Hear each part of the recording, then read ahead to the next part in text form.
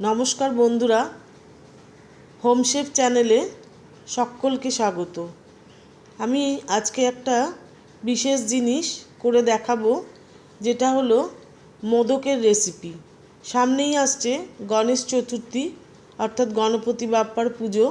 তো ওনার খুবই প্রিয় এই মোদক। তো এটা বিভিন্ন উপকরণ দিয়ে বিভিন্নভাবে বানানো যায়। তো আমি আপনাদের করে দেখাবো সুজি দিয়ে। তো চলুন আমরা দেখে নিই রেসিপিটা কিভাবে করব।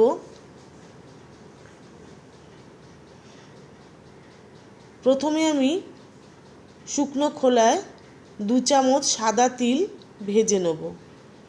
খুব একটা বেশি ভাজবো না, কারণ তাহলে পুড়ে গেলে তিলের একটা বাজে গন্ধ এসে যাবে।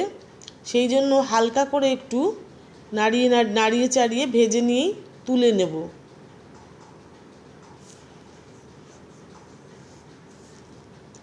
এবার ওই প্যানেই আমি দিয়ে দেবো 2 চামচ গাওয়া ঘি। ঘিটা একটু গরম হলে দিয়ে দেবো 4 চামচ সুজি, 4 বড় চামচ সুজি দিয়ে ঘিয়ের সঙ্গে সুজিটা ভালো করে মিশিয়ে নেব, একটু ভাজা ভাজা করে নেব। এবার দিয়ে দেবো খোয়া ক্ষীর। খোয়া ক্ষীর আপনারা না দিলেও পারেন, যদি বাড়িতে না থাকে তো মিল্ক পাউডার দিয়ে দিলেও বা গুঁড়ো দুধ দিয়ে দিলেও হবে।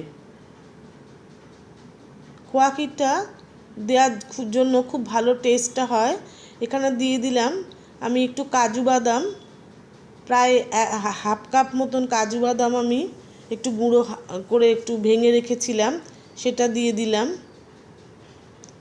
এবার দিয়ে দিচ্ছি ওই হাফ কাপ মতনই আমন্ড বাদাম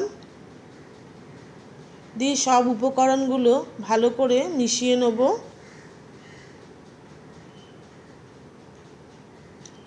3-4টে ছোটো এলাচ ভালো করে গুঁড়ো করে রেখেছিলাম, সেটা দিয়ে দিলাম। এলাচ দেওয়ার ফলে ভীষণ মিষ্টি একটা গন্ধ হবে মিষ্টিটায়। নারকেল কোড়া দিলাম। নারকেল কোড়াটা একটু মিক্সিতে পেস্ট করে রেখেছিলাম, বা বেটেও নিতে পারেন শিলেতে, তাহলে কি হয় বেশ মসৃণ হয় জিনিসটা খেতে। সেই কারণে একটু মিক্সিতে বেটে নিয়েছিলাম। দিয়ে নারকেল কোড়াটাও ভালো করে মিশিয়ে দেবো। রুম টেম্পারেচারে রাখা 1 কাপ দুধ নিয়েছিলাম, সেই দুধটা আমি হাফ কাপ করে দেব। প্রথমেই পুরোটা দিয়ে দেবো না, হাফ কাপ দেব। আবার ভালো করে মিশিয়ে নিয়ে তারপরে আবারও হাফ কাপ দুধ দিয়ে দিচ্ছি।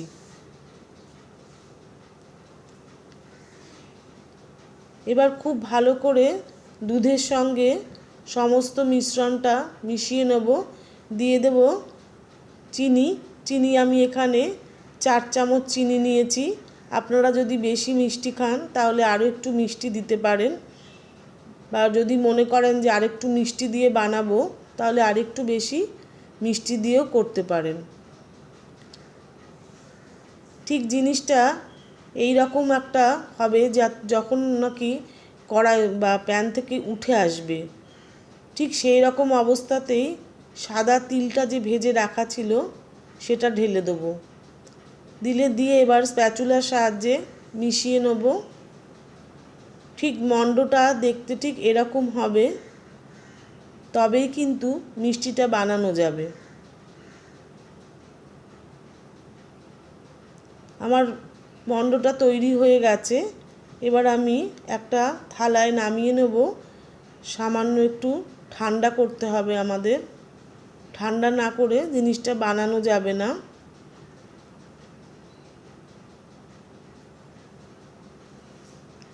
দশ মিনিটের জন্য আমি ঠান্ডা করে নেব।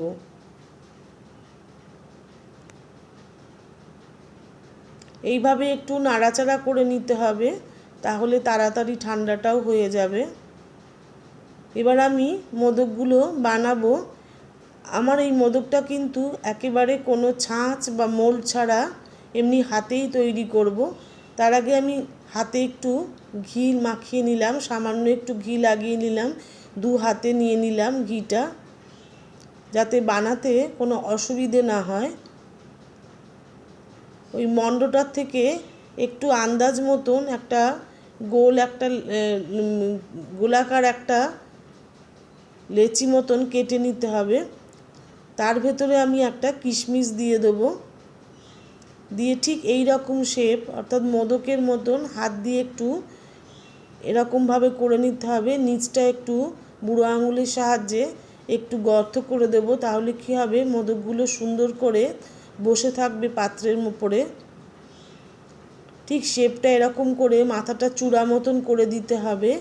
এবার একটা টুথপিক বা যে কোনো একটা কাঠির সাহায্য নিয়ে ঠিক এইভাবে দাগ দাগ কেটে দিতে হবে।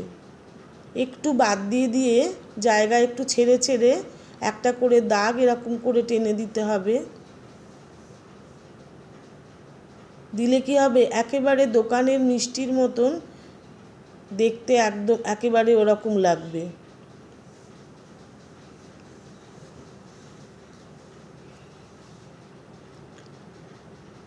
দেখুন একদম দোকানের মতন মিষ্টির দোকানের মতন মিষ্টিটা তৈরি হয়ে গেছে। আমি আরও একটা করে দেখিয়ে দিচ্ছি আপনাদের। এরকম গোল করে নিতে হবে, নিয়ে তারপরে একটা কিশমিশ ঢুকিয়ে দিলাম, দিয়ে ঠিক এরকম করে মাথাটা চূড়া চূড়া করে নিতে হবে। সমান করে নিতে হবে আঙুল দিয়ে দিয়ে, আর নিচটা এরকম বুড়ো আঙুল দিয়ে একটু গর্ত করে নিতে হবে। দিয়ে একটা টুথপিক বা যে কোনো কাঠি বা যদি কোনো ছুরিও থাকে সেটা দিয়েও হবে, এরকম একটু দাগ দাগ করে নিতে হবে। একটু ডিপ করে করে দাগটা দিলে তাহলে কি হবে, বেশি সুন্দর লাগবে। কাঠিটা একটু ভেতরে ঢুকিয়ে ঢুকিয়ে দিলে বেশি সুন্দর লাগবে দেখতে। দেখুন একেবারে দোকানের মতন ছাদ ছাড়া কত সুন্দর মোদক বানানো হয়ে গেল। যদি আমার এই ভিডিওটা আপনাদের ভালো লেগে থাকে তাহলে কিন্তু অবশ্যই সাবস্ক্রাইব করবেন আর কমেন্ট করে জানাবেন কেমন লাগলো, আর অবশ্যই একটা লাইক দেবেন। আমার সঙ্গে থাকার জন্য আপনাদেরকে অনেক ধন্যবাদ।